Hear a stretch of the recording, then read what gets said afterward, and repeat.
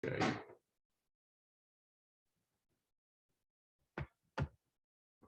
¿Qué pasó? Bueno, ahí está grabando. Vean si yo tengo apagado la memoria, la cosa esta, porque la bocina, si mi bocina está apagada, eso, porque yo soy que no. Ahí ya se encendió la bocina mía. ¿Por qué se apagó? Yo no sé. Bueno, ya si los oigo, si alguien habla. Entonces, vamos ahora a enseñarle la tabla T de Student. La tabla T de Student. Esa se la voy a enseñar cómo ustedes toman los datos de ella. Es decir, esa es una distribución de probabilidad también, que a medida que la muestra aumenta, ella aumenta, se distribuye como si fuera una normal. Fíjese que aquí le da el ejemplo de cómo se calcula la probabilidad. Dice que si la T vale más de 1.8, vale 0.5, y si da menos también, porque es como si fuera una normal. Pero vamos a ver la tabla entera, que es la que a mí me interesa, porque ayer vi gente ahí que yo, ¿dónde sacó ese número?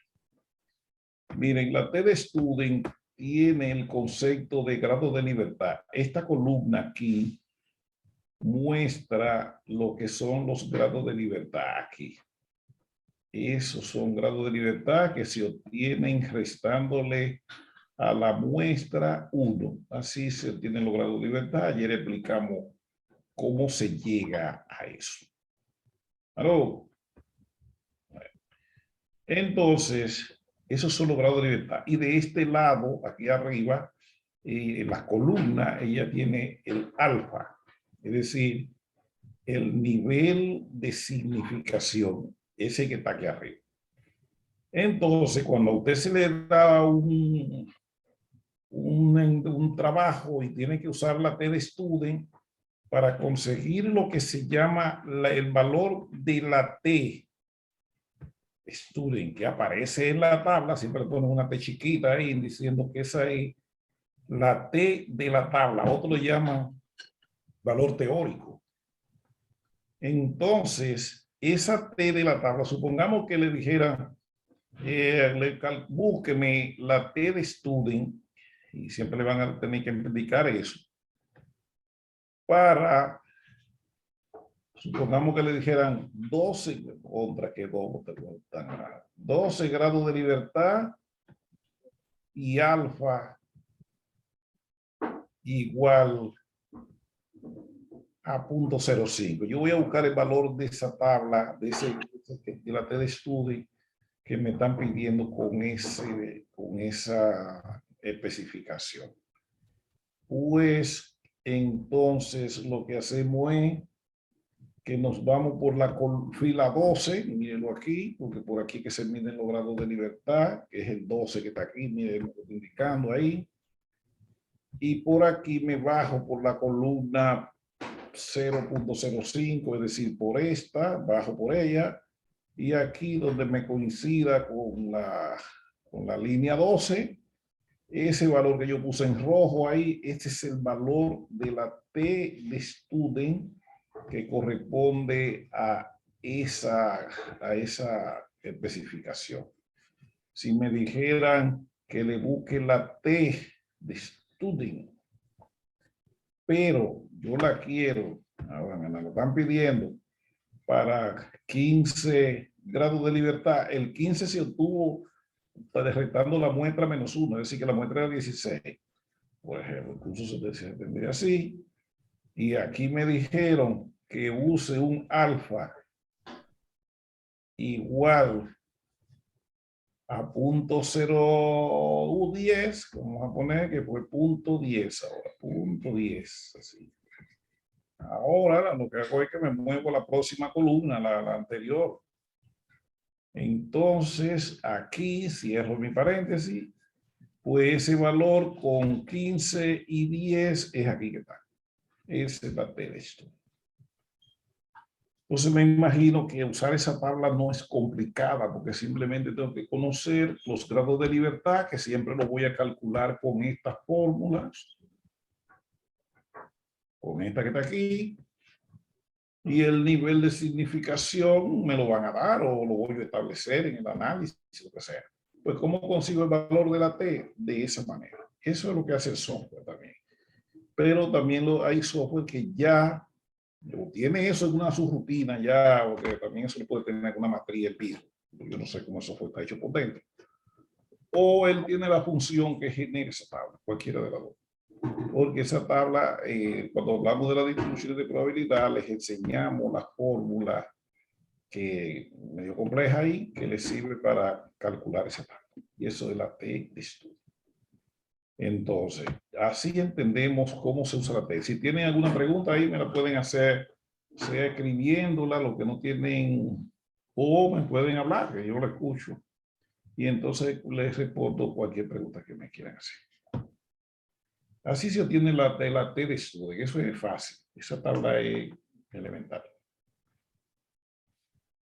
Bien.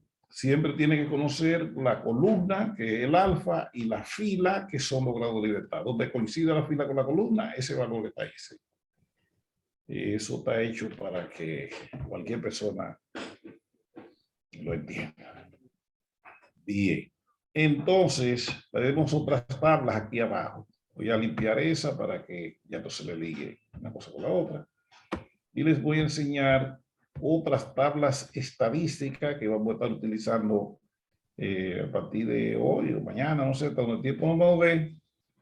Por ejemplo, aquí vamos a tener la chi cuadrado. Procede igualito. Lo que tenemos que saber después para qué se usa la chi cuadrado, eso sí.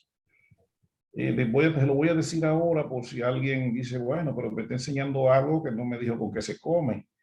Entonces, miren, la tabla chi cuadrado tiene varias utilidades. O sea, no la tabla, no, sino la función de probabilidad chi cuadrado.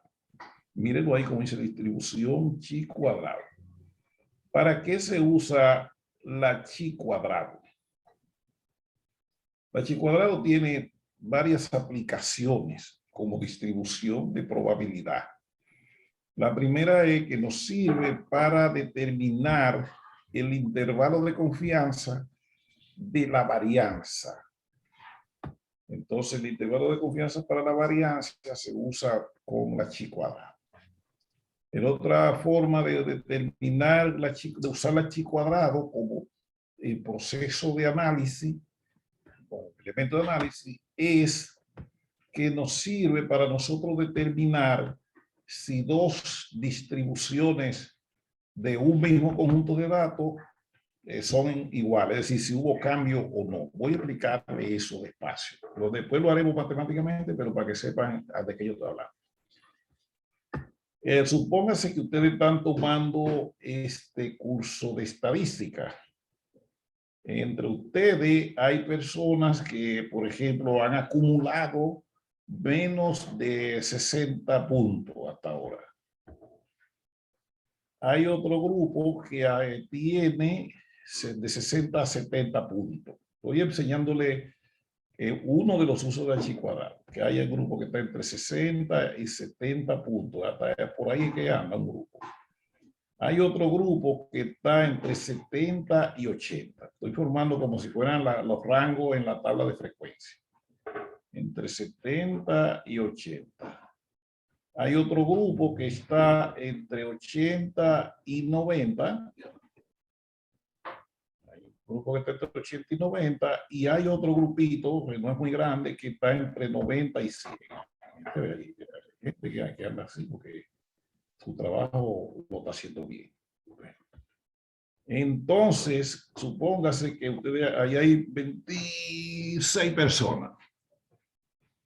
Vamos a poner que esto fue en el módulo 1, en la primera parte básica que vimos. Ahí ustedes quedaron distribuidos así. Supongamos que aquí hay 4 personas, de esos 26 que hay. Aquí hay 8. Aquí van 12, ¿verdad? Aquí hay 12. Pues aquí hay, vamos a poner 10. Van 22. Aquí van 2. Y aquí 2. ¿Se ve? Así ustedes quedaron distribuidos. Eso suma 26. ¿Qué pasa? El cuadrito debe llegar aquí para que incluya ese 2.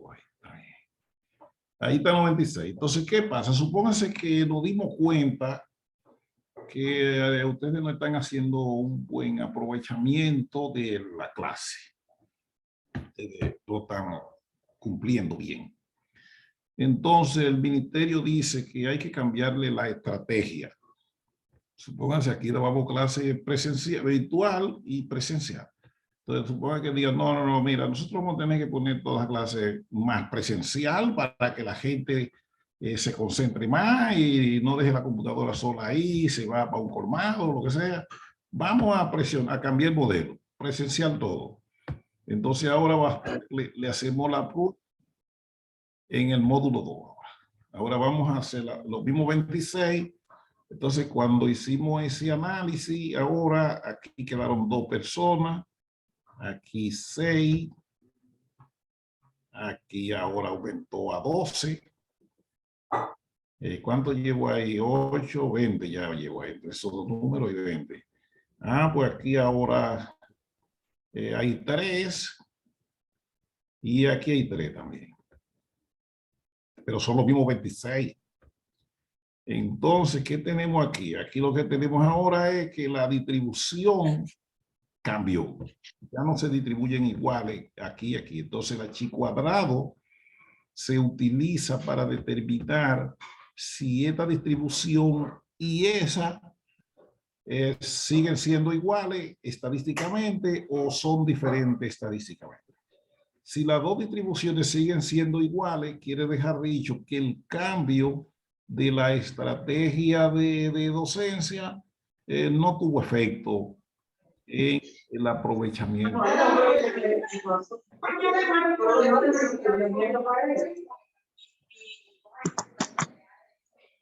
sea, no es verdad, que no es cierto, no es verdad. Por más que estamos en venga, no es verdad. Entonces, la chi cuadrado me permite determinar si esa distribución cambió. Porque se supone que con la estrategia nueva, entonces el número de personas que tenga un nivel de aprovechamiento mayor debe aumentar. Por ejemplo, aquí ya se pasó de 10 a 12, aquí de 3 de 2 a 3, de aquí de 2 a 3. Entonces, el chi cuadrado me sirve para yo determinar si estadísticamente ese cambio es significativo. O sea, yo puedo decir, sí, cambió. Es decir, la estrategia de cambiar la modalidad tuvo sentido. Entonces así se hace. Y eso se usa en la publicidad, eso se usa en agricultura, por ejemplo, cuando usted tiene una finca aquí que le rinde, usted sembró tantas matas de un producto cualquiera y tuvieron tal rendimiento. Entonces, no, vamos a ver si le cambiamos y le echamos más agua. Vamos a ver la próxima cosecha. Entonces aquí comparamos esta contra esa, si se distribuyen iguales, quiere dejar dicho que el cambio en la estrategia de siembra no tuvo efecto. Y eso se usa en campaña publicitaria, por ejemplo, si usted tiene, si le puede medir el nivel de conocimiento de un producto o de la imagen de una empresa, usted lo mide y ve que cada persona tiene esta distribución en términos de ese conocimiento. Lo que tiene que definir la variable con que se mide el conocimiento. Entonces dice, bueno, esto era antes de la campaña. Ahora vamos a hacer una campaña publicitaria y luego medimos de nuevo a ver si eso influyó en el conocimiento de la gente sobre la campaña. Entonces se toma la misma cantidad de personas, la misma gente, se le da seguimiento. Entonces aquí se mide y entonces se determina si la distribución del conocimiento aumentó o no, o cambió o no. Si cambia, quiere dejar dicho que la campaña publicitaria que se hizo tuvo efecto positivo en el conocimiento de la empresa o del producto o de lo que sea que usted esté promoviendo. Pues la chi cuadrado se usa ahí también. Pero también la chi cuadrado tiene otra utilidad y es cuando yo quiero determinar si entre dos variables, vamos a poner aquí, pueden ser más también, bueno, vamos a poner dos nada más. Aquí pongo una variable 1 y de este lado una variable 2. Entonces yo quiero determinar si entre esas variables existe una relación. Por ejemplo, debe haber una relación entre el nivel de social, es decir, sobre si es pobre, rico, o qué sé yo, o de clase media, debe haber una relación entre el nivel socioeconómico, así que se le llama, y el estrato socioeconómico y el tipo de consumo o el estilo de vida de la gente. Debe haber. Entonces se mide esa relación y se determina si es verdad que entre esas dos variables de la población existe una relación. Por ejemplo, el ejemplo clásico que se usa en eso es tomar la relación entre los que toman café y los que fuman. Hay una relación muy buena entre el que fuma y el que toma café, porque por lo general ellos están concentrados, que fuman y toman café. Aquí hay una alta concentración, entonces quiere decir que hay una relación. Si se distribuyen igual en todo el cuadro, entonces quiere decir no hay relación entre ellos, porque no importa en qué posición usted se ponga, fuma o no fuma. Entonces esas son las tres utilidades básicas de la chi cuadrada. La chi cuadrado pertenece a lo que se llaman a lo que se llama la estadística no paramétrica también. Se usa. Bien, entonces, ¿cómo se maneja la chi cuadrada? ¿Cómo se usa la tabla esta? Lo mismo le van a dar. Le van a dar los grados de libertad, que eso es lo que mide esta columna. Y arriba tiene en las columnas, que nada más tengo en el encabezado, tiene lo que se llama los alfa, es decir, el nivel de significación. Eso es lo que tiene la chi cuadrado. Entonces, la chi cuadrado lo que hace es que si usted quisiera buscar en la tabla, lo que hay que calcularla, o sea, aquí le estamos enseñando es el valor teórico, cómo usted lo encuentra. Ahora, el valor calculado, se lo vamos a enseñar a calcular cuando le toque su momento, cómo usted calcula el valor para hacer la comparación. Pero bueno, eso es para el futuro. Entonces, la chi cuadrado, usted va a necesitar siempre los grados de libertad. Eso lo va a necesitar. ¿Cómo lo va a calcular? Bueno, en este caso que lo estuvimos viendo ahí, va a ser igual al número de fila menos 1. Así acá, aquí. Ahí, por ejemplo, en el ejercicio que hicimos antes, tenemos ¿cuántas filas? Aquí hay 1, 2, 3, 4 y 5. Bueno, pues ahí el número de libertad va a ser igual a 4. Entonces, eso creo que está. Y el nivel de significación, siempre usted lo va a establecer del análisis, pues supongamos que usted va a trabajar con un nivel de significación de 0.025. 0.025. ¿Cómo consigo esa chi cuadrado en esa tabla? Igualito que antes. Se va por la línea 4 aquí, que es la que mide los grados de libertad, y baje por la columna 0.25 y el valor que esté ahí, usted lo ve, ese 11.14. Esa es la chi cuadrado de la tabla. Generalmente la gente la escribe así.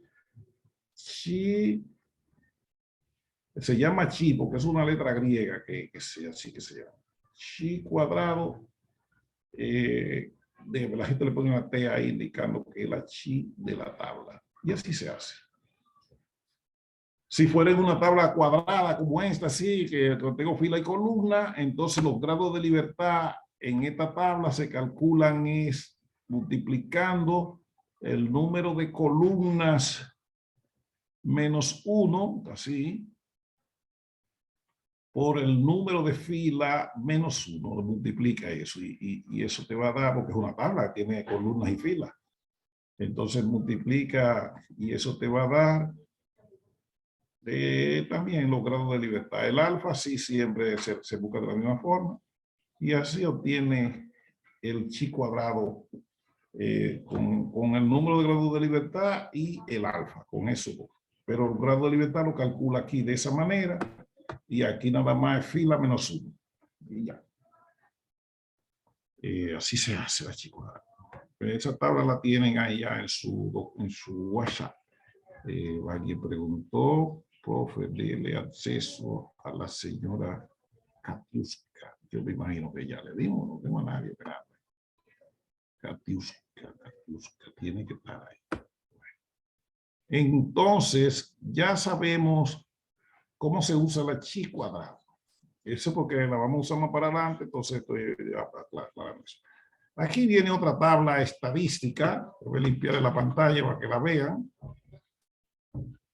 Quien puede preguntar, señores, aunque no los vea, yo estoy con ustedes aquí. Lástima que no lo veo. Me gusta ver la gente, pero bueno, no sé. Bueno, aquí está la tabla. Esta se llama la tabla F. Esta fue la que desarrolló Fisher, el pescador.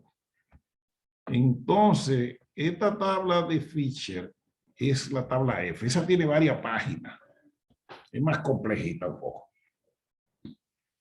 Vamos a explicarle para qué se usa esa distribución F. La distribución F se usa como distribución de probabilidad para determinar si la varianza de una población, la varianza, todos saben calcular la varianza, y la varianza de otra población son estadísticamente iguales o que la diferencia entre ellas dos, vamos a poner aquí 1 y 2, porque son dos varianzas. Yo quiero determinar si la diferencia observada entre esas dos varianzas es estadísticamente significativa. Es decir, yo puedo decir, sí, esas poblaciones tienen dos varianzas diferentes. Alguien dice, explíquese eso. Mire, la varianza, si lo viéramos en una normal, se mide así. Vamos a ver que aunque tengan el mismo promedio, ellas pueden tener varianza diferente. Eso lo dije un día, pero para lo que se le olvidó. Usted ve, supongamos que esto es una población que contra una variable se distribuye así, y esa es una distribución normal, y aquí al medio está su promedio ahí. Todos saben calcular promedio. Bueno, entonces, vamos a cambiar el color ahora. Vamos a ponerlo en el color azul. Entonces ahora, tenemos otra población, pero la otra población se distribuye así. Sube aquí para arriba, ahí, por ahí, y se distribuye así. Hágase de cuenta que es normal también. Pasa que, pues le digo, yo soy mal dibujando. Entonces ahora esta también tiene el promedio ahí en el valor rojo, en ese punto. Pero fíjense que ella se extiende desde este extremo, desde aquí, hasta aquí. Eso quiere dejar dicho que entre los elementos existe una mayor variabilidad. Entonces yo quisiera ahora, aunque tengan el mismo promedio, aunque este promedio sea el mismo para las dos, la variabilidad no es la misma. Bueno, pues entonces usted quiere demostrar eso matemáticamente, que esas varianzas son estadísticamente diferentes, porque eso no se ve porque de uno un número y la otra el otro. Entonces se somete a una prueba estadística y esa evaluación se hace con la distribución F. Entonces, la tabla F me sirve para buscar lo que se llama el F teórico, la F tabulada, también le llaman otro. Entonces, esa F teórica, ¿cómo la obtengo y qué necesito para obtener?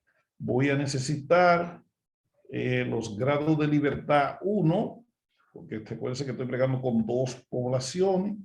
Pues de esta que tengo mi grado de libertad 1, que lo tuve restando a la muestra 1, de cada población tengo una muestra, a la muestra 1 le resto 1. ¿Se ve? Aquí yo resté 1 ahí. Entonces, ahí tengo los primeros grados de libertad. Y tengo, espérenme un segundito.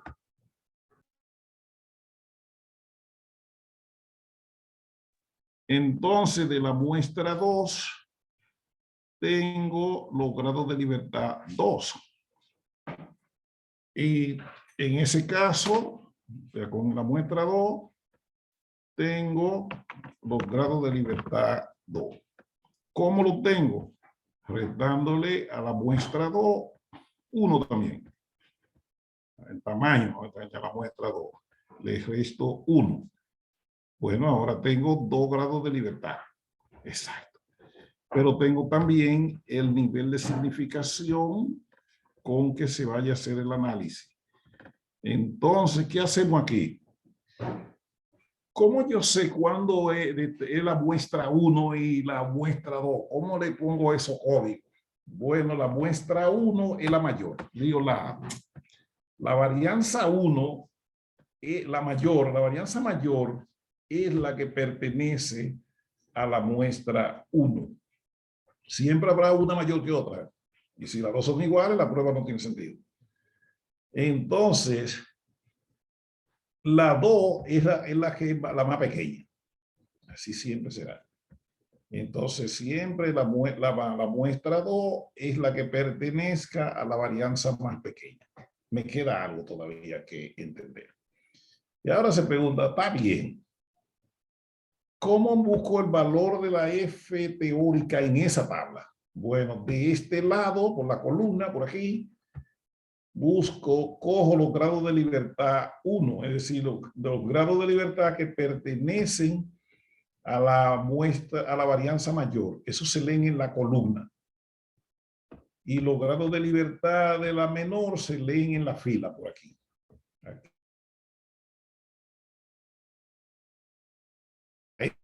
M2.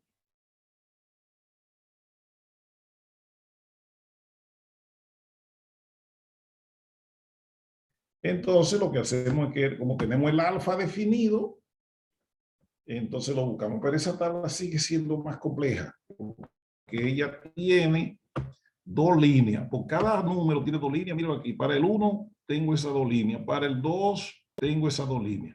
Pero ella se lo explica por aquí. Ella le dice, voy a enseñárselo ahí. Ella le dice que si la letra está normal, es decir, es la primera línea, es porque es al 5%. O sea, el alfa es 5%. Y si la letra es negrita, el alfa es al 1%. O sea, que por ejemplo, esta línea, en la que está en negrita, mírenla ahí, esa pertenece al alfa 0.01. No importa, que todos los grados de libertad tienen 2 números. Esta es de 0.01 y este es de 0.05. Porque dice que la negrita es de 0.01. Ahí lo dice, ahí arriba, miren, ahí lo dice. Para los que pueden ver. Este 0.05. Entonces, dependiendo del nivel de significación, sea 0.05 o 0.01, entonces usted lo busca en la línea que le corresponde, por supuesto, leyendo los grados de libertad de la varianza mayor en la columna y los grados de libertad de la varianza menor en la fila, y tomando el nivel de significación que se establezca para el análisis. Y ya, y así se usa eso. Entonces, una persona que tenga esa tabla sabe cómo consigue los F ahí. Pero independientemente de todo eso, es en la práctica que se concibe. O sea, aquí lo que estamos hablando de teoría. Pero vamos a hacerlo ahora cuando nos pasemos a la prueba. A lo mejor no sea hoy, pero si lo es hoy, mejor. Pero vamos a entonces aprender cómo se usa. Mira que ya tiene varias páginas, porque depende, hasta eso llega hasta una muestra de 1000 elementos, mírenlo aquí, y de hasta infinito ya. Y por aquí también, entonces por eso tiene muchas páginas. Aquí llega a infinito también, mírenlo ahí. Entonces, cuando las muestras son tan grandes, ya el cociente entre las dos muestras, entre las dos varianzas, es igual a 1, y eso es lo que le dice ahí. O sea, tiende a 1. Aquí ya no, estas tablas son, ustedes vieron la distribución de probabilidad binomial, que la tienen en el documento, ya eso está tabulado aquí también. Pero es importante que la gente aprenda a calcularla, porque que así que usted se la sabe. Por aquí está la de Poisson también, y está todo eso. Son muchas tablas por eso, porque ya eso está Poisson y la binomial, y todo eso está hecho, está tabulado. Esta es la de Poisson. Usted quiere calcular una distribución de probabilidad de Poisson, nada más tiene que elegir la K, saber lo que es factorial, lo que va a decir que K factorial, la P, que está aquí arriba. Porque acuérdense que Poisson funciona cuando la P es chiquitica. Entonces, así se usa. Y entonces, todas esas tablas son de Poisson, continúa hasta que termina. Aquí hay otras tablas, ¿cómo se llama esta? Esta es la de número al azar. Esta ya eso no se usa ya. Eso era porque antes no habían computadoras, ni celulares inteligentes, ni habían procedimientos de seleccionar números aleatorios. Bueno, pues a la gente lo que se le daba era esta tabla, y ahí usted combinaba, por ejemplo, si usted tiene una población que tenía 10.000 elementos, usted combinaba, vamos a poner ahí hasta 1.000, ahí es 100.000, y aquí vamos a poner hasta aquí. Ese código sería, por ejemplo, la combinación de los números de una población de millones de registros, ¿verdad? Entonces, usted buscaba los valores que tuvieran entre esa combinación y uno, y escogiendo al azar ahí. Pero, porque esa tabla está hecha con números al azar, ¿cómo la hicieron? Alguien se puso de vago y la hizo, pero ya eso no se usa porque ahora usted tiene su computadora que les permite obtener números aleatorios. Y si no tiene la computadora, también eso lo puede hacer con cualquier otro procedimiento. Ya tomar números al azar, eso es bien fácil. Vamos a suponer que ustedes me entendieron un poco eso. Entonces, vámonos de nuevo para atrás. Ya sabemos porque cómo se usan esas tablas estadísticas. Tienen que seguir investigando y practicando ahí para que no se aprende así porque yo te hablaba. Pero vamos a ver en su uso. Ayer yo usé la normal, la normal para el asunto del muestreo y del intervalo de confianza, y la misma de Student, pero vamos a seguirlo haciendo en los ejercicios que hagamos la escuela en adelante. Para eso, ahora vamos a compartir este documento que está aquí. Vámonos ahora aquí. Bueno, ayer nosotros aprendimos en este documento que está en pantalla ahora, que este es el que hemos usado siempre, ustedes lo tienen también, aprendimos a determinar el intervalo de confianza. Voy a darle otra vez un reviewcito pequeño ahí para que sepan de qué fue que hablamos ayer, más lo que no vinieron. Bueno, que le pasaron la grabación. Dijimos que es que cuando en estadística se hacen análisis por muestras, porque eso solo tiene sentido cuando el análisis es a través de una muestra. El intervalo de confianza, la prueba de hipótesis, eso no tiene sentido cuando se trabaja con censos, con poblaciones enteras. Eso no se aplica. Eso es solo para análisis a través de muestras. Entonces ayer dijimos que cuando se toman datos a través de una muestra, entonces a eso se le llaman estimaciones a los resultados de esa muestra. Se le llama estimación a todo lo que se obtenga a través de una muestra, eso es una estimación.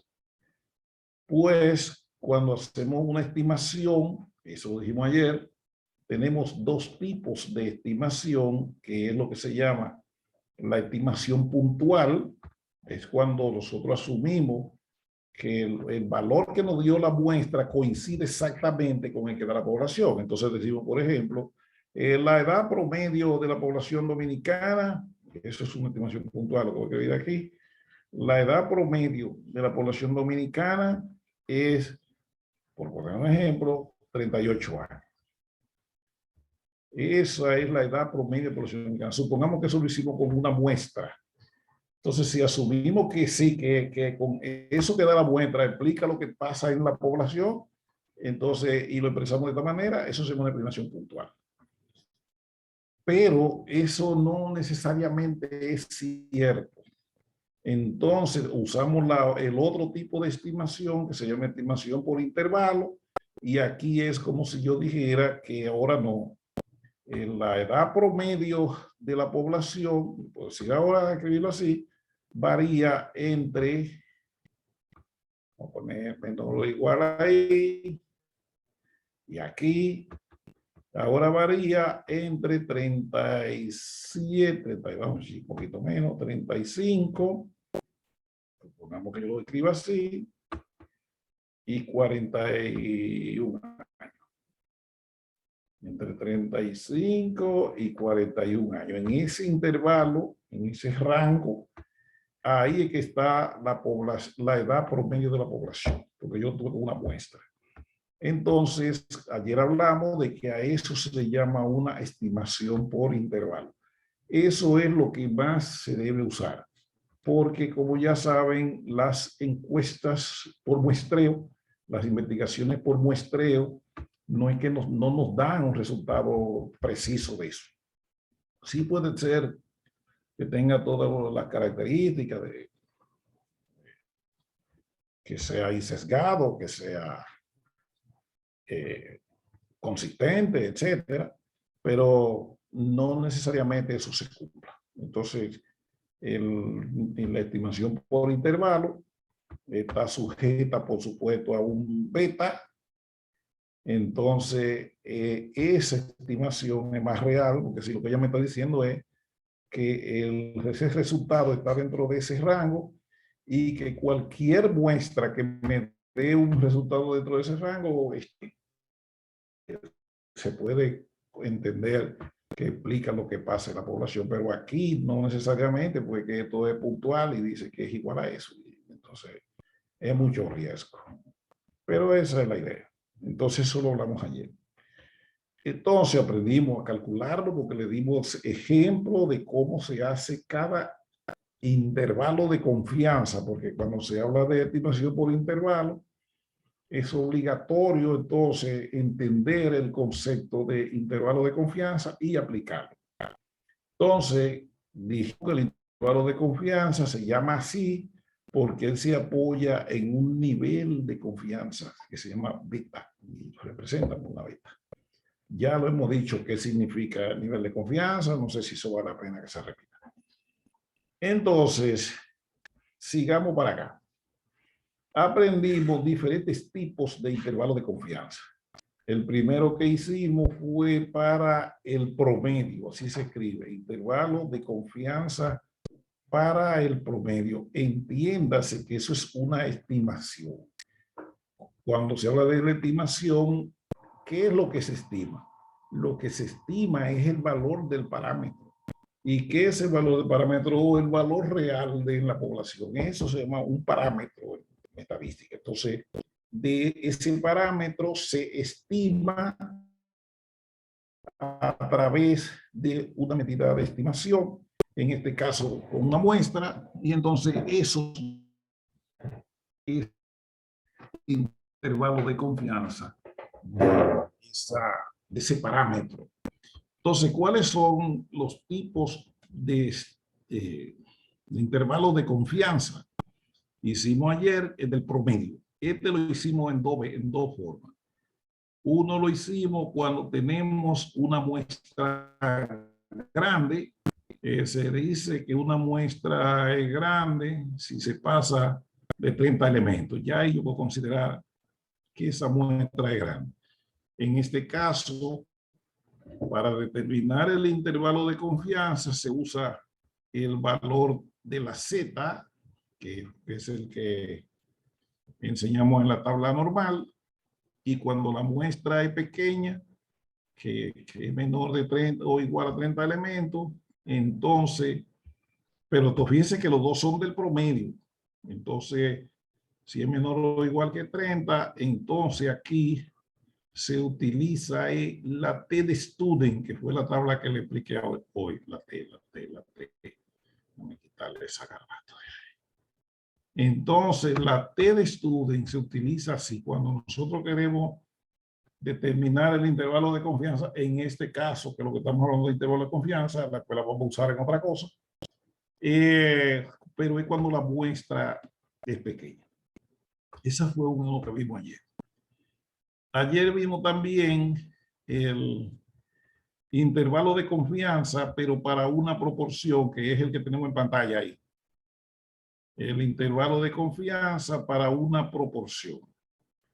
En este caso solo se usa la Z aquí. Este solo se aplica usando la Z porque se asume que en todas las muestras eso tendrá una distribución normal. Si tomamos todas las muestras posibles y de cada muestra le calculamos la proporción, entonces esa proporción de una muestra a la otra, o mejor dicho, entre todas las muestras tendrá una distribución normal, pues entonces se usa la Z.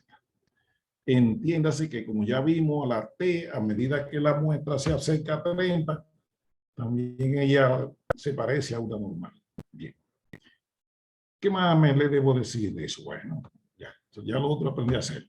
Eso lo hicimos ayer y tienen los ejemplos en el documento que ustedes tienen a mano, que se lo subí a la plataforma. Para hoy nos quedaba ver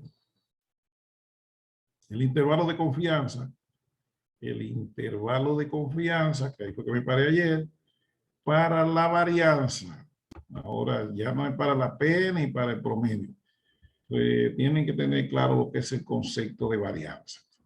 Entonces, el intervalo de confianza para la varianza se usa, se determina usando la distribución de probabilidad chi cuadrado. Ya le explicamos la tabla chi cuadrado y le enseñamos cómo se lee esa tabla. Entonces, fíjense que lo dice aquí. Intervalo de confianza para la varianza, dice ahí. Ahí fue que yo me quedé ayer, por eso lo marqué en amarillo. Hoy lo que hemos hecho es repetirle y enseñar la tabla. Ahora vamos a hablar de este. Intervalo de confianza para la varianza. Miren, la distribución chi cuadrado, si yo cogiera la fórmula como se genera la distribución chi cuadrado y grafico todas las probabilidades, me va a dar una cosa como esta, o sea, no una normal, porque la varianza no tiene una distribución normal como el promedio y como las proporciones entre diferentes muestras. La varianza no maneja una distribución normal, sino la varianza tiene una distribución F, y así que se tiene con F, y también tiene, cuando es la varianza individual, entonces los elementos tienen una distribución chi cuadrada, por eso que se usa. Entonces aquí, ¿cómo calculó ese intervalo de confianza? Para calcular ese intervalo de confianza de la varianza se usa, pero tenemos el ejemplo abajo, o sea que no se me separe nadie. Aquí tenemos la fórmula que se utiliza para determinar el intervalo de confianza de la varianza. Vamos a verlo ahora en el ejemplo para que vean cómo se hace eso. Vamos a leer el ejemplo aquí. Y aquí suba. Ay. Aquí dicen el ejemplo. Vamos a limpiarle la pantalla para que no tengan liga de cosas extrañas. Yo sé que ustedes dirían, me gustaría ir calculando eso. Y así es que la gente más le gusta hacer cálculo. Vamos a suponer que aquí tenemos el precio. Vamos a tener que ver que saber de dinero. Aquí tenemos el precio del alquiler de vehículo, creo que así se llama así. para el transporte diario. O sea, ¿cuánto? Vamos a hacer eso. Dice, para ilustrar el procedimiento se presenta el siguiente ejemplo. Determinar el intervalo de confianza para la varianza con un nivel de, significa 0.05. Mírenlo aquí. Pero dice que esos son los precios del alquiler de carros de transporte diario. O sea, eso es lo que se paga por cada vehículo que se alquila para dar servicio de transporte. Entonces, cada compañía que alquila carro, lo alquila a un precio diferente. Por ejemplo, aquí 1.425, aquí 1.671 y así sucesivamente. Los números tienen así, cualquier número,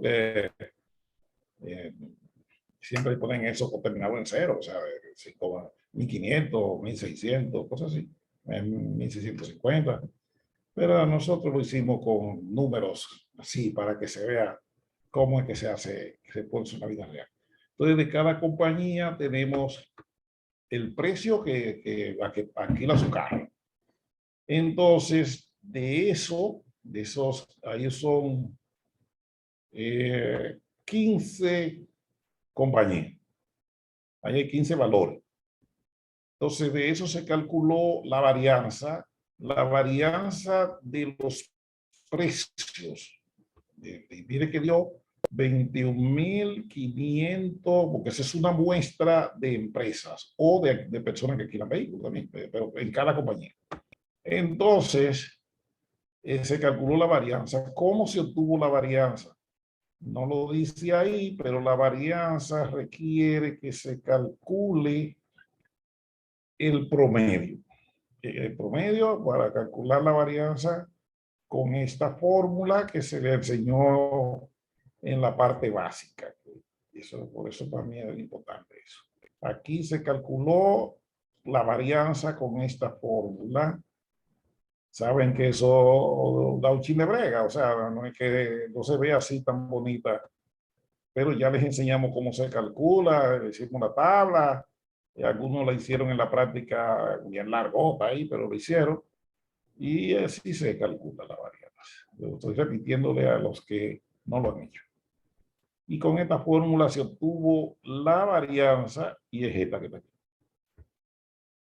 Entonces, esta fórmula que está aquí arriba, esa, es la que nos da el intervalo de confianza. Fíjese que aquí dice que si yo le pongo n-1 por ese cuadrado entre la chi alfa entre 2, me da, eso hay que usar con la tabla chi de huevo que hice para allá. Y aquí está con el, pero fíjense que aquí no dice alfa entre 2, aquí dice 1 menos alfa entre 2. Entonces, como siempre me tienen que dar el alfa, atiéndanme bien, concentren la mente para que vean lo que se hizo. Se obtuvo la varianza con esta fórmula. Se obtuvieron los grados de libertad con esta fórmula. Aquí n-1, 15, quedó 14. Alfa es 0.05, ese fue el nivel de significación que nos dieron por aquí arriba.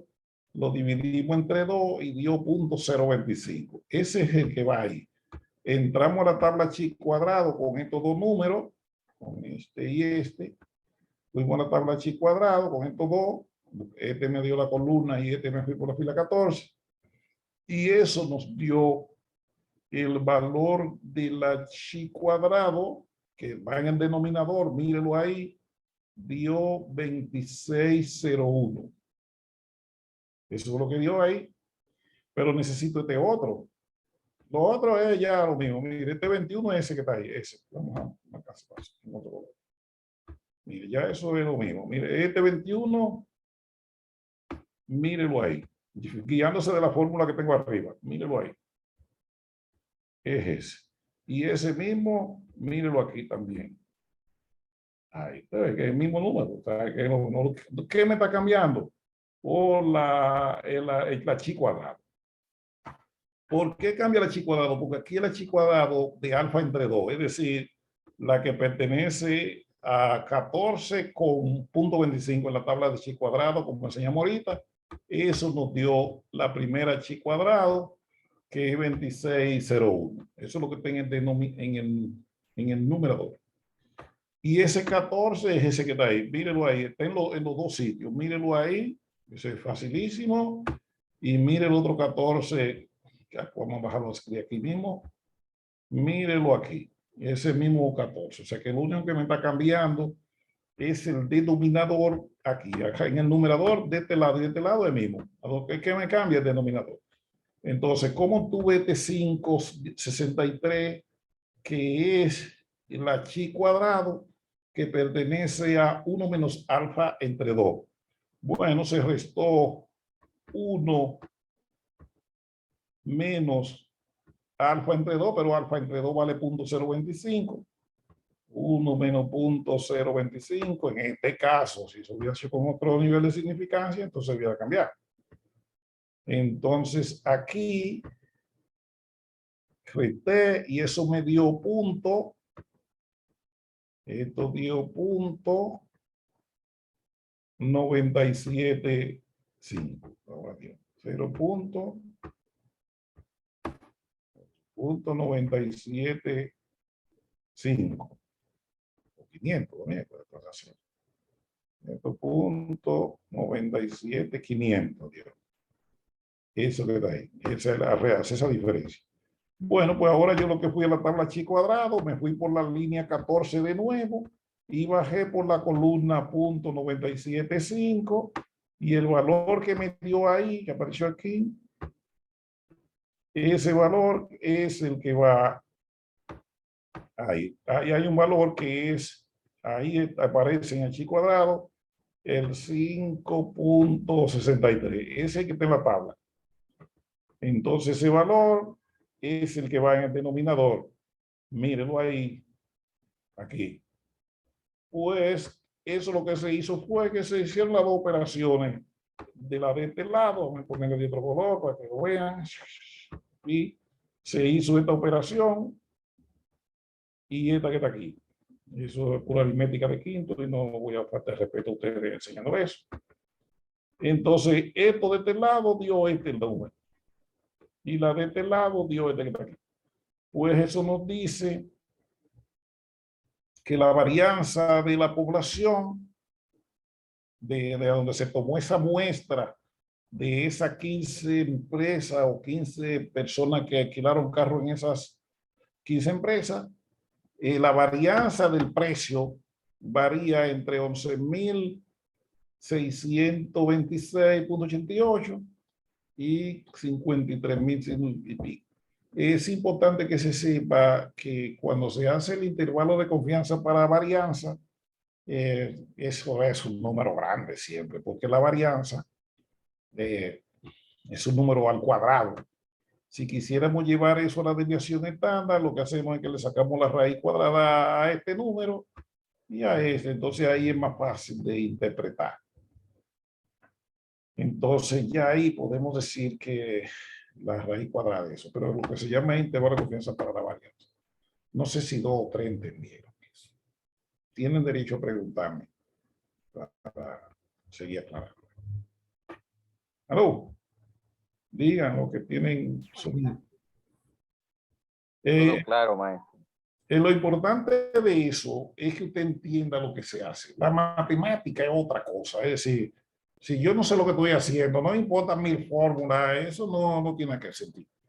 Lo importante de los ejercicios es el que yo entienda a qué me están metiendo.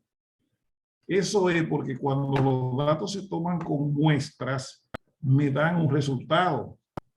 Pero ese resultado no siempre coincide con el de la población. Entonces yo tengo que darles el rango dentro del cual está el real, el de la población.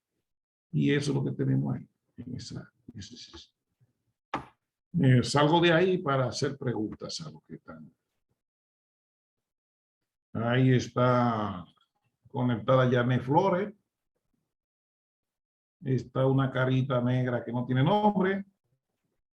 Amauri, Saris, Nuria la vi conectada. Ahí está este compañero Luis Núñez, Eric Martínez, Jocelyn, Esos están ahí. Entonces, ahí está también el don Rafael Rubén Estrella, siempre está atento ahí, el huevito siempre ahí. Y pregunta, y cuando hemos ido allá al ministerio, él siempre está inquieto ahí. Tengo para decirle los cursos de Presente, profesor, estadística. presente. Joaquín lo que tiene es un iPad. Yo también estoy presente. Presente. No se apure, que ya ustedes están chequeados, que está presente y que no se sabe. Profesor, yo estoy presente también, Luis Núñez. Sí, yo lo vi. Lo que en la carita es que no se sabe, porque nosotros yo lo veo ahí los nombres. Esa carita negra, que se llama Paola Michelle Rivas, es así que se llama ella. Bueno, pero ahí con esa carita no se sabe lo que está bien. Bien, entonces, señores, lo que quiero es que sepan que la estadística es interesante y hacer trabajo estadístico. A la mayoría de la gente le gusta que le presenten estadísticas. Le gusta que le hagan análisis gráfico, pruebas de hipótesis, comparaciones, que le expliquen cómo se determinan los datos. A todo el mundo le gusta eso. Y si ustedes van a cualquier evento nacional o internacional y ustedes llevan buenas estadísticas y si las saben explicar bien, oiga bien, ustedes lo van a buscar siempre. Por ejemplo, nosotros íbamos a esos trabajos del Banco Central con las encuestas esas que se van. Nosotros participamos en todo el proceso. Nosotros íbamos a Centroamérica. En Centroamérica había lo que se llamaba la red de observatorios del mercado laboral. Y nosotros íbamos ahí, pero nosotros llevamos nuestros datos. Bien, en la República Dominicana la situación es de tal manera, pasa esto. En ese caso, ellos siempre querían que nosotros fuéramos, porque siempre llevamos nuestras presentaciones y las hacíamos ahí con datos y gráficos y análisis, comparaciones con otros países. Y a ellos les gustaba eso porque íbamos con datos. Sin embargo, iban otra gente de otros países, qué sé yo, de Panamá, de Guatemala, así que iban. Pero ellos iban ahí a oír y comentaban, entonces no lo valoraban tanto, porque no llevaban datos, no llevaban estadísticas. Entonces, ustedes que trabajan con estadísticas, tienen que saberla manejar para hablarle a sus ejecutivos y a sus analistas y demás compañeros con datos. Siempre usen la frase de Edward Deming que dice: en Dios confío. Los demás tráiganme datos. No creen usted. Y así es. Pero tenemos que saber el uso de la estadística. Si no. Porque ya hay una parte de la estadística que la maneja todo el mundo, que es la parte elemental, básica. Eso lo maneja la mayoría de la gente. Ahora, ya la estadística sí, de desarrollo de modelos matemáticos, de predicciones, ya es más complicadita y entonces no hay tanta gente que se meta allá. Pero bueno. Sí, porque también hay que explicarlo más. Mientras más complejo es el proceso estadístico en el cual usted se mete, tiene que dar mejor explicación porque entonces le creen menos. Porque usted le está hablando a gente de cosas que no se le imaginan. Y entonces es más difícil hacerlo entender eso. Entonces, yo trabajaba para una empresa privada de las que yo he trabajado, desde unas cuantas. Y ahí está la interpretación en su documento, está, que no lo dije. Cuando yo llegué, el supervisor mío era un médico. Y él me dijo, mira, yo sé, porque yo estudié en Cuba, él estudió administración clínica, de eso, de cómo se gestiona una clínica, no cómo se cura la gente, no, sino cómo se administra la clínica, pero él era médico. Me dijo, mira, yo estudié una maestría en Cuba en administración clínica, gestión clínica, así se llama. Entonces, yo sé que ustedes se meten en muchos cálculos y muchas cosas, pero yo quisiera que en mis análisis simplemente ustedes me den una columna que tenga porcentajes ahí. No se me metan más de ahí porque eso es complicado. Pero había veces que con los levantamientos de datos que hacíamos se requería un poquito más que el por ciento. Pues eso nos implicaba tener que escribirle bien detallado a él eso. Si mire, esto significa tal cosa, esto es tal cosa. Y cuando él iba de viaje, había que hacerse una gráfica y ponerle la explicación ahí abajo en un cuadrito para que no vaya a decir vino tinto por cerveza. Y él lo hacía y vivió con nosotros mucho tiempo, inclusive se murió no sé mucho.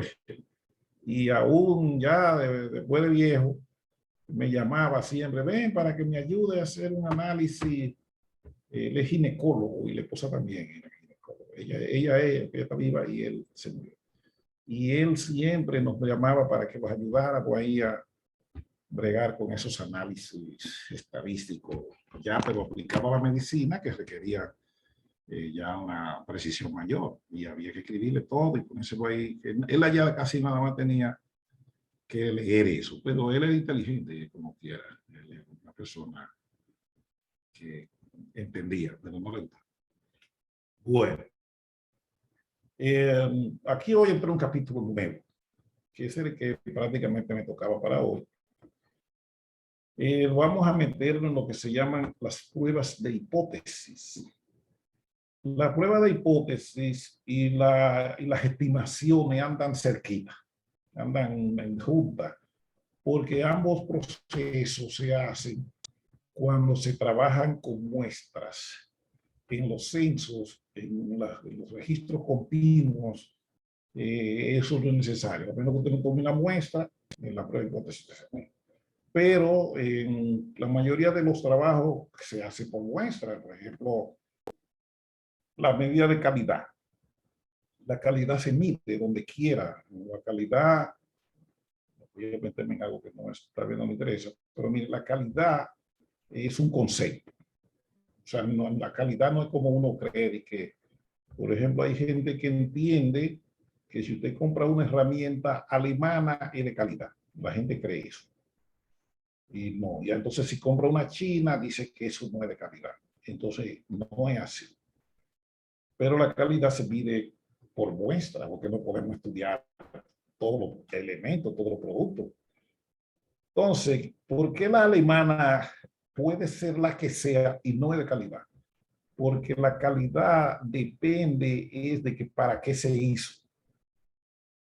Por ejemplo, si usted compra una pieza china, vamos a un bombillo de su carro chino, o una pieza de su computadora china, y esa pieza dice que ella está diseñada para durar 100 horas encendido. O sea, eso es lo que ella aguanta, 100 horas.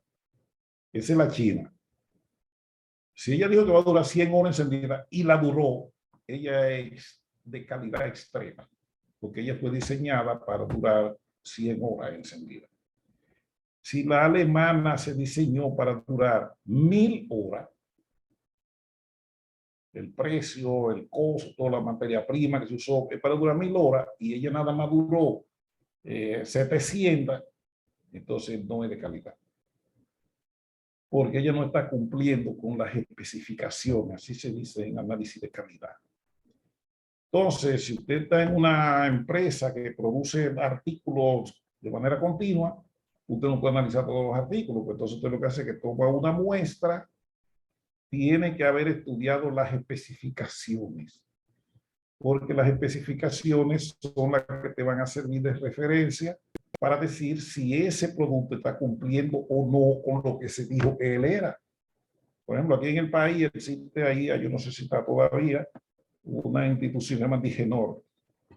Digenor es la empresa, la institución del Estado que establece la norma. Entonces, esa norma es lo que hay que cumplir, no importa que se rompa el otro día. Si la norma dijo que eso es lo que dure 3 horas y duró 3 horas, eso es bueno. Ahora, si la norma dijo que va a durar 3 días y duró un mediodía, está mal, aunque sea lo que sea. Entonces, es lo mismo que le decía con un equipo alemán, que siempre la gente dice que las cosas americanas y las alemanas son buenas. Yo me recuerdo que en mi campo decían que a los que montaban caballos, que solo le queda el futre porque era americano. Bueno, entonces, porque se entendía que lo americano era bueno.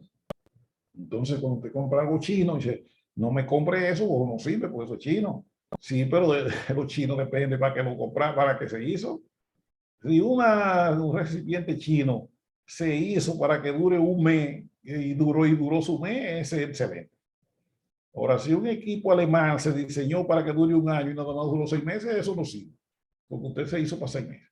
Y así. Pero eso es que en la medida de calidad, ya habría que darle otro curso sobre análisis estadístico de calidad. Y eso es otra cosa.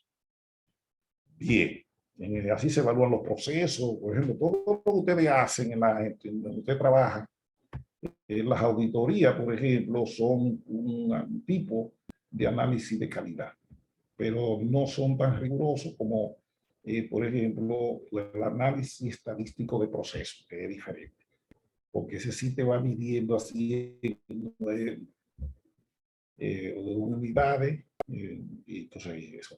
Igualmente son lo que se llama análisis de tiempo-movimiento. Se va midiendo en cada unidad de proceso, en cada etapa, cuánto duró y cuánto se estableció que dure. Entonces, se evalúa así. Pero generalmente la gente lo que mide es el tiempo total. Pero se debe ver por etapas para darse cuenta que eso me está fallando, que aunque terminó bien, no se procedió como estaba establecido. Bien, vámonos a la prueba de hipótesis. Entonces, la prueba de hipótesis necesitan una referencia siempre. Una referencia es porque contra algo hay que comparar, que esa es la otra que nunca dijimos. Pero sí entiendan ahora, la estadística, si no hay comparación, no sabemos dónde está. Por ejemplo, en todo proceso estadístico hay que establecer una meta. Si no hay meta, yo no sé si llegué o me quedé. Yo tengo que saber dónde debo llegar y cuándo. Ajá, yo llegué a la meta, pero duré de 2 días. Y dije, no, pero la meta había que llegar en un día. Entonces, tipo, pelea, no, pero yo llegué. Sí, pero fuera de tiempo. Porque la meta debe estar especificada en tiempo y espacio. Sí, yo llegué donde tenía que llegar en el tiempo que estaba establecido. También la meta debe contemplar el uso de recursos, porque también hay algunos que llegan rápido, pero es porque usan más recursos que lo que está establecido. Entonces, también en una buena programación tiene que haber una meta que está contemplada por el tiempo, el espacio, los recursos y el procedimiento, porque también hay algunos que usan otros métodos que llegan, pero usaron un método que no fue el que establecimos. Pero ya ahí eso es problema de los estrategas. Entonces, la prueba de hipótesis, ¿en qué se basa? Primero tenemos que tener claro el concepto de hipótesis. Aquí yo le estoy llamando hipótesis. Bueno, todos ustedes saben, ustedes tienen conocimiento de la parte científica. Cuando se habla de una hipótesis, se está hablando de un supuesto. Eso es lo que es una hipótesis. Los investigadores saben eso. Ustedes saben que la investigación, su segundo paso consiste en identificar o de establecer las hipótesis. Por eso la investigación arranca de la observación. La observación es la etapa de la investigación donde hay estímulo de hacer la investigación. Si no hay esto, no investigue. Porque la investigación no es un fin en sí mismo. La investigación es algo que a usted le surge, fruto de algo que usted observó, que vio, que le llama la atención y que requiere que se le tire el ojo. Pues eso entonces se investiga para confirmar si eso está bien o está mal. Pero entonces la investigación, cuando observa algo, genera hipótesis, se elaboran hipótesis. ¿Qué son las hipótesis? Son una serie de imaginaciones, de conjeturas y supuestos que usted hace sobre lo que le está provocando eso que usted observó. Entonces, esa parte lleva hipótesis. Las otras etapas de la investigación no se lo voy a decir, ustedes probablemente saben eso más que yo, pero sí entiéndase que la investigación tiene sus etapas hasta que llega a una última aquí, que es donde lo mandan a comprobar las hipótesis. Entonces, en estadística, esa comprobación de hipótesis se hace a través de métodos matemáticos, ya no porque yo me lo imagino. Entonces, de esta parte es que nosotros nos vamos a involucrar ahora. Ahí es que vamos a hablar de lo que son hipótesis. Entonces, en estadística hay varios tipos de hipótesis. Hay hipótesis sobre el promedio. Por ejemplo, si el promedio de la muestra es igual estadísticamente al de la población, eso es un tipo de hipótesis. También está la hipótesis de porcentajes y proporciones, es decir, o proporciones. Nosotros queremos determinar si un porcentaje que me dio la muestra estadísticamente es igual a ese porcentaje, pero calculado en la población. Eso se hace a través de la prueba de hipótesis. También tenemos la prueba de hipótesis para determinar si la varianza de la muestra es igual a la varianza de la población, porque ustedes vieron que hicimos el intervalo de confianza ahorita. Ahora queremos ver si esas varianzas son estadísticamente iguales. También se hacen pruebas de hipótesis para determinar si dos conjuntos de datos se distribuyen iguales, porque muchas veces tenemos promedio iguales, varianza iguales, pero la distribución no es igual. Entonces, eso en estadística se estudia también. También se hacen pruebas de hipótesis para determinar si variables se relacionan. Por ejemplo, la relación entre variables que estadística se estudia de diferentes maneras. Primero, si es variables cualitativas, eso se estudia a través de la chi cuadrado y tabla de contingencias. Y si las variables son cuantitativas, entonces eso se hace a través de un análisis de regresión o un análisis multivariable. Entonces, así se hacen las pruebas de hipótesis. Entonces, para hacer una prueba de hipótesis, acuérdense que la hipótesis lo que son es supuestos de lo que está pasando en la población. Yo lo estoy elaborando en función de lo que me da la muestra. Entonces yo quiero ver si esos supuestos se cumplen o no. Toda hipótesis estadística tiene que estar sujeta a un nivel de significancia. Siempre será así. Entonces, así se maneja eso. Entonces, aquí está el concepto ya de prueba de hipótesis. Entonces, es una prueba de evidencia. Eso es lo que se hace en la prueba de hipótesis. La prueba de hipótesis dice, mira, no hay elemento para tú decir que eso es tal cosa. Y tiene que apoyarse en la teoría de probabilidades para determinar la veracidad o no de ese enunciado o de esa hipótesis, y entonces esas hipótesis se aceptan o se rechazan. También le habla de la significancia de un valor. Eso se mide estadísticamente, que eso es lo que hace la mayoría de los software, que ellos te dicen ese valor es significativo o no en función de los cálculos que se hicieron. Si me tengo un teléfono aquí sonándome y no sé de quién. Entonces, aquí tenemos algunos detalles que hay que manejar. Cuando se habla de prueba de hipótesis, entonces tenemos que manejar las hipótesis como si fueran tipos de prueba. Tenemos lo que se llama la hipótesis nula. La hipótesis nula es como lo que se espera que se dé. Por ejemplo, yo quiero que entre el salario de los hombres y el salario de las mujeres no haya diferencia. Yo quiero que sean iguales.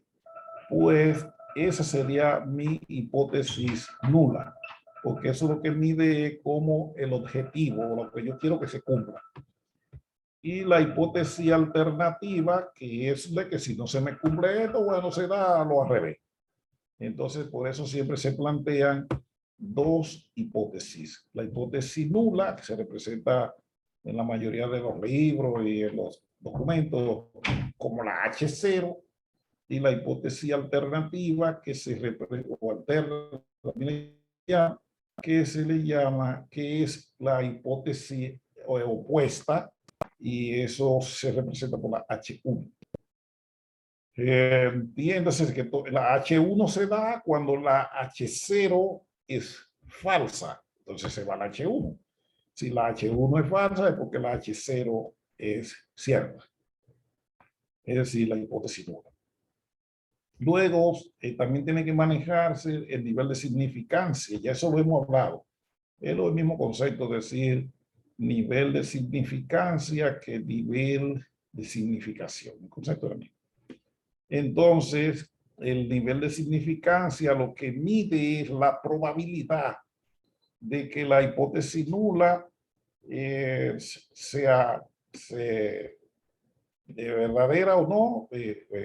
Entonces, o sea, que no lo sea, porque es de rechazarla. Entonces, si esa es la probabilidad de que la hipótesis nula se rechace. Cuando sea cierta, si lo dice. Porque también existe esa posibilidad de que usted cree la afirmación, pero cuando usted hace los cálculos, la decisión es al revés, es contraria. Vamos a seguir aquí. Está cansando. Entonces, vamos a darle aquí para que volvamos. Cuando se habla de prueba de hipótesis, también hay que manejar los tipos de errores que se cometen. Ya aquí no es el error de muestreo, no, es la falla que usted cometió. Primero está lo que se llama error tipo 1, que algunos le llaman error alfa. Dice cuando usted rechaza la hipótesis nula, cuando ella en realidad es cierta y debió aceptarla. Entonces, ahí eso se llama cometer un error de tipo 1 o un error alfa. Y el error de tipo 2 es cuando usted la acepta, pero ella era falsa, o sea, no debió aceptarla. Pero bueno, la información que usted tenía, eso fue lo que le dio. Pues cometió ese tipo de error. Esas son expresiones un poco teóricas. Para hablar de prueba de hipótesis, también tiene que saber lo que se llaman valores críticos. Entonces, aquí está el concepto. Los valores críticos son como los extremos en el intervalo de confianza. Esos se llaman valores críticos también. Cuando se habla de pruebas de hipótesis, también hay que estudiar otro elemento como lo que se llama la zona de rechazo y la zona de aceptación.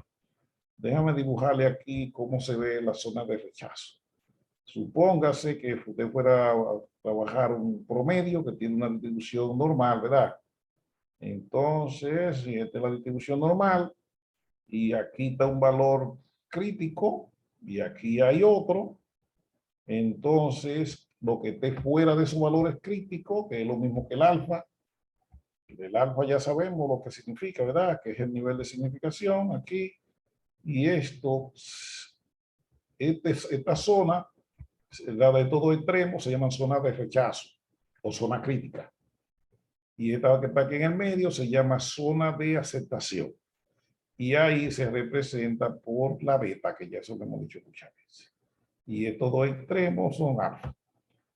Entonces, si sabemos eso, entonces podemos ver algunas hipótesis aquí en teoría. Dice, el ingreso promedio de las mujeres es menor o igual al ingreso de los hombres. Si eso, yo tengo dos muestras, una de hombres y una de mujeres, yo calculo mi promedio y yo puedo determinar si la diferencia entre el ingreso de los hombres y el de las mujeres es estadísticamente significativa, ese mismo concepto. Cuando se dice que los dos ingresos son iguales, eso quiere haber dicho que la diferencia que se observa no es significativa. Por ejemplo, si los hombres le llevan a las mujeres en promedio 200 pesos, de repente podemos decir que esos son iguales, que esos 200 pesos no es significativo, esa diferencia, para yo decir que los hombres ganan más que las mujeres o viceversa. Y también aquí hay otras pruebas de otras hipótesis que también en teoría ustedes la leen. Pero eso es cómo se escribe la hipótesis. Entonces aquí están cuáles son los pasos que se debe dar en cualquier prueba de hipótesis. Eso es lo último que le voy a explicar hoy. Porque no es fácil durar 2 horas hablando contigo. Los ejercicios los vamos a hacer probablemente desde que entremos una por una. Vamos a ir, los ejemplos están hechos, o sea, que en el documento cada ejemplo está ahí hecho ya, pero probablemente algunos necesiten ayuda ahí. Entonces, entendemos que no mucha ayuda porque ahí hay mucha gente que sabe de estadística, ya un poco, lo que está es reforzando, pero fortaleciendo, que se dice. Vamos a aprender a explicarle con ejemplos todo eso. Vamos a ver los pasos que se dan para hacer una prueba de hipótesis. Vamos a abrir de nuevo. Vamos a poner eso más grandecito. Los pasos están en esta gráfica reducido, resumido. Pero abajo están descritos qué significa cada cosa. Bueno, lo primero que se hace es plantear las hipótesis. Hay algo que no se escribió ahí, pero sí deben tomar en cuenta, es la conceptualización del proceso, porque hay veces que la gente empieza a hacer cosas, pero él no conceptualizó bien el esquema, lo que se quiere, los objetivos, y eso debe tomarse en cuenta siempre. Pero bueno, ¿cuál paso debe dar para hacer una prueba de hipótesis? Primer paso, plantéese las 2 hipótesis. No importa la que sea que esté haciendo, y con software y sin software, tiene que pensar eso. Tiene que plantear la hipótesis nula. Por eso se dice plantear las hipótesis nula y alterna. Por lo general, la hipótesis nula se plantea si fuera el promedio. Vamos a poner que fuera el promedio. Estoy haciendo como si fuera un ejemplo aquí, porque el procedimiento es el mismo para todos. El promedio de la muestra es igual al de la población. Ese es el fin, porque yo lo que quiero es que la muestra me dé algo que se parezca a la población, porque si no, voy haciendo algo sin deseo. Tiene que plantear la hipótesis nula siempre. La hipótesis alterna, perdón. Esa hipótesis alterna se plantea, puede ser también menor o igual. Yo estoy diciendo igual, aquí voy a poner diferente, porque si la primera es igual, aquí es diferente. Diferente quiere decir que o una es mayor que la otra, o la otra mayor, no importa la que sea, el caso es que la diferencia entre ellas es significativa. Es el paso 1 que se debe dar para hacer una prueba de hipótesis. El paso número 2 consiste en establecer el nivel de significación con que se va a hacer la prueba de hipótesis. Eso se establece. En la mayoría de los ejercicios que se hacen con los software nada más usan 2 niveles de significación, que es 0.05, 5%. La mayoría eso es lo que hacen, no te dejan poner el nivel que tú quieras, y porque ya ellos lo traen hecho, o también usan el 0.01. Son los 2 niveles de significación, pero en el proceso hecho se usa el nivel de significación que se diga.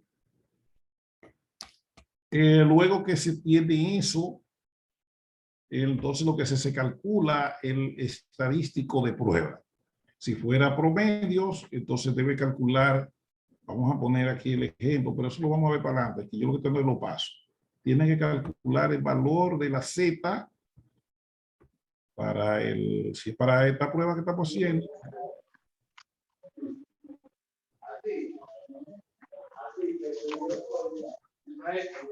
¿Cómo tú estás?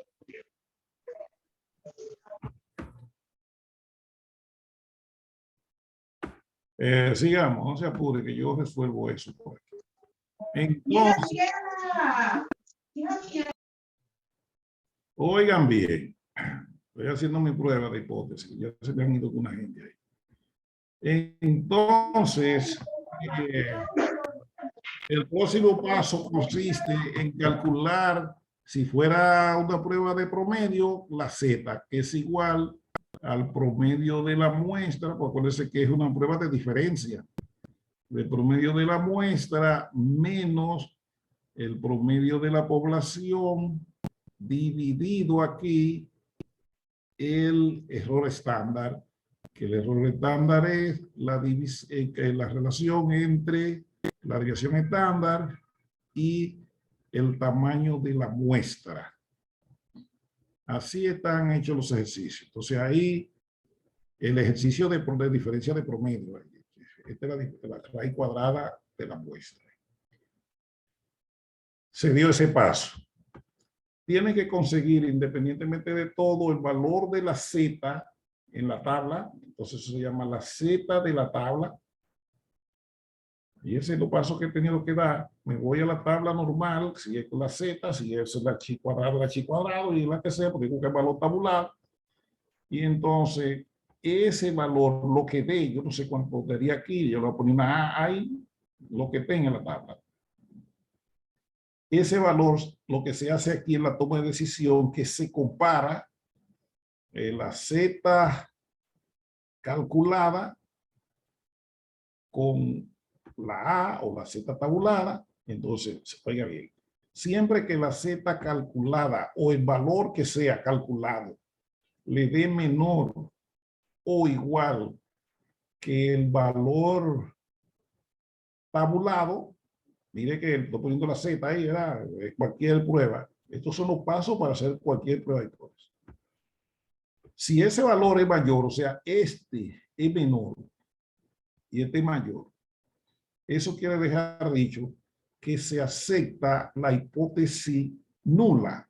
Es decir, se dice que la diferencia que se observa entre el valor de la muestra y el valor de la población, esa diferencia que se observa no es estadísticamente significativa. Es decir, se puede considerar de que son iguales. También eso se dice que la muestra explica lo que pasa en la población, pero yo tengo que conocer este. Pero muchas veces el valor de la población lo que se hace es que se establece. Te dice, bueno, yo necesito, vamos a suponer que usted es un experto en mercadeo. Bueno, para yo venderle un equipo a un cliente, el cliente tiene que tener un ingreso superior a los 40,000 pesos mensuales. Bueno, pues esa será mi valor mi valor promedio poblacional. Si no tiene ese número, no va no se le vende. Bueno, pues esta mu se me va a convertir en ese valor, porque ese es mi parámetro de control, de comparación.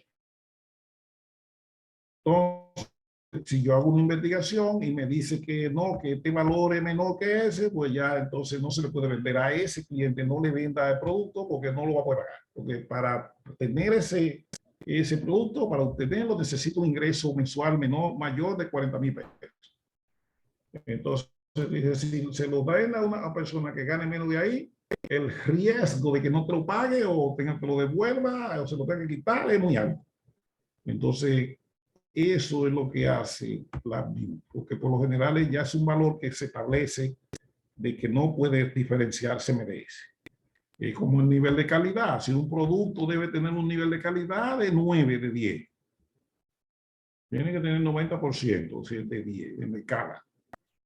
Bueno, pues ese es la MIU. Entonces, cualquier valor que me dé por debajo de ese no cumple con las especificaciones.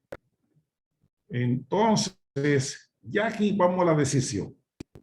Dice que si el valor de la Z calculada, pero miren la Z ahí donde está calculada, que eso se ve con los ojos de la cara ahí, es menor que el que está en la tabla, entonces quiere dejar dicho que sí, que ese valor está dentro del intervalo de confianza, pues por lo tanto se considera que sí, que es aceptable y que la diferencia no es significativa.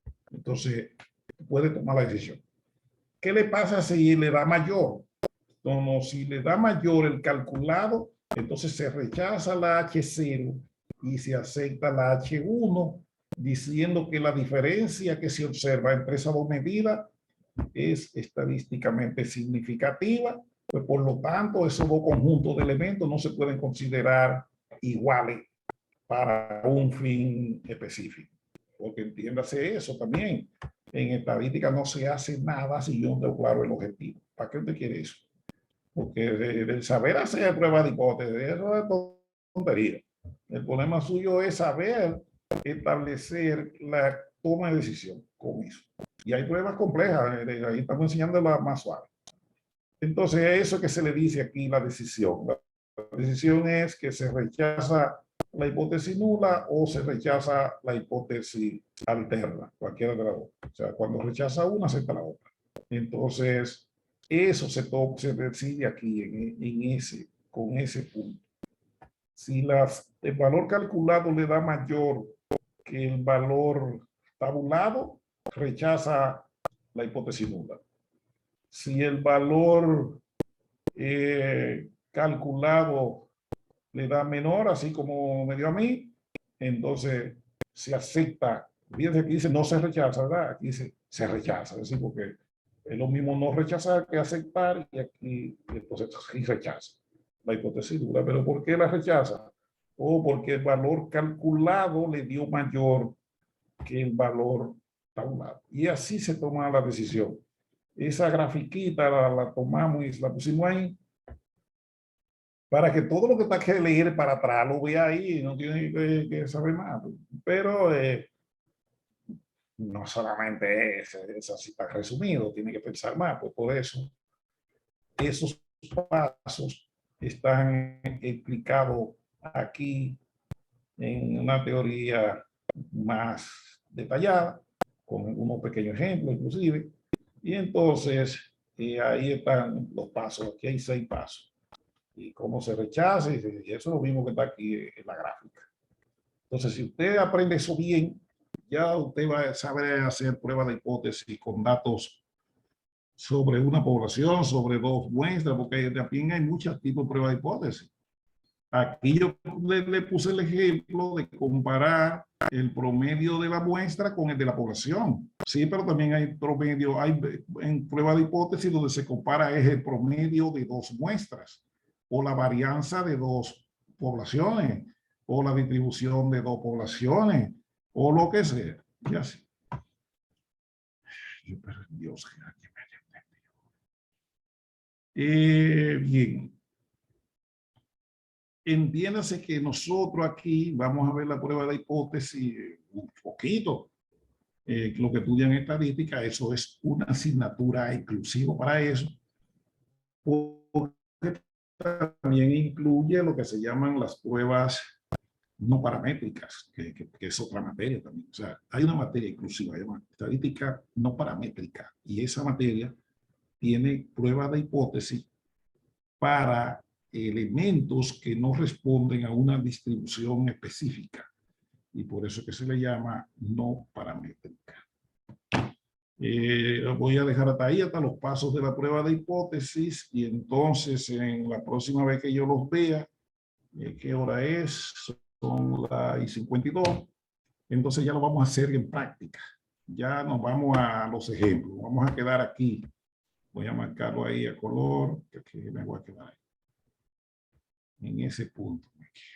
Si sigo, entonces aquí vamos a ver diferentes ejercicios. Eso va a haber que irlo haciendo con datos para que lo vean, porque mucha gente, por más que eso se le explique, si no es una persona que viene de la parte matemática, no madura eso bien. Entonces, lo vamos a hacer con datos. Quería preguntarle, déjame ver aquí. Aquí está el doctor.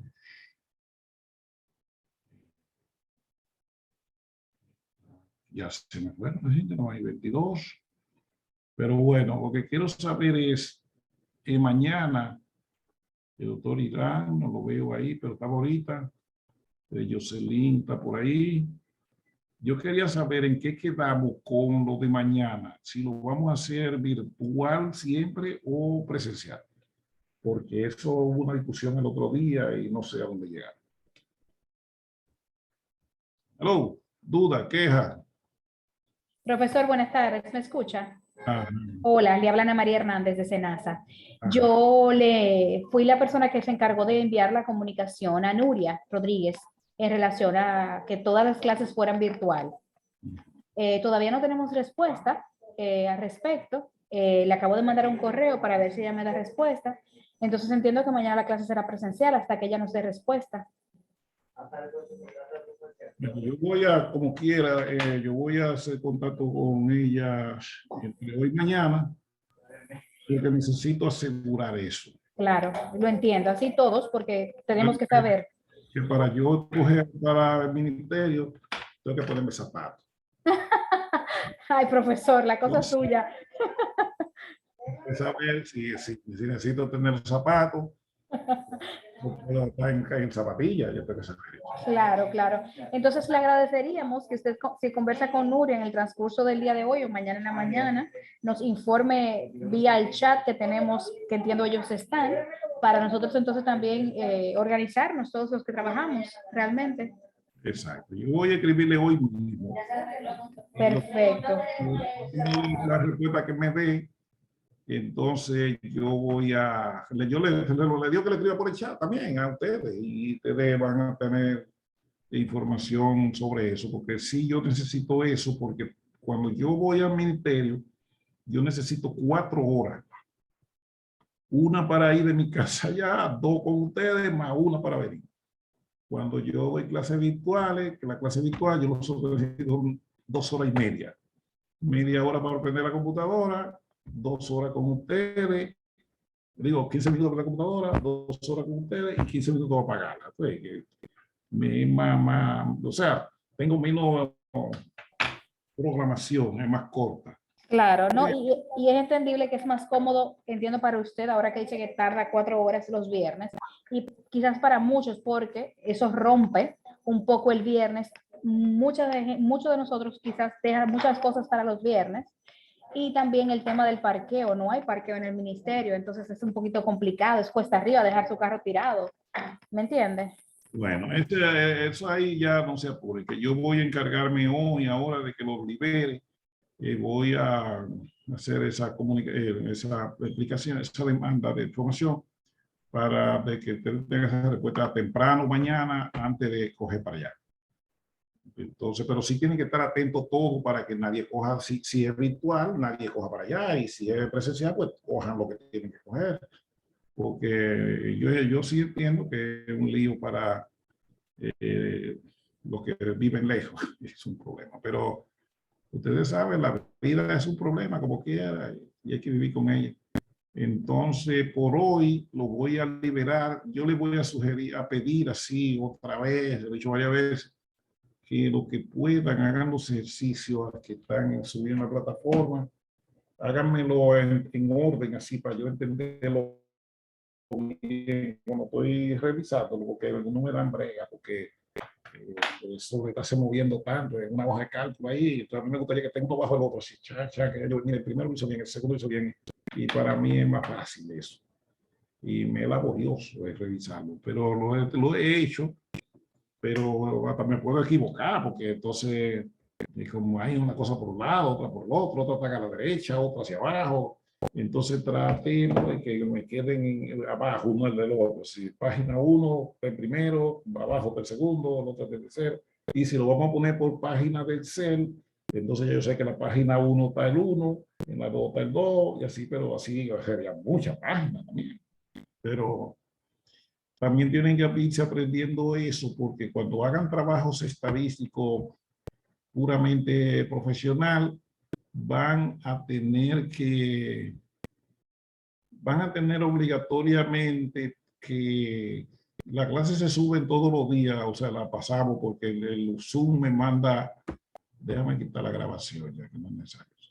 Entonces,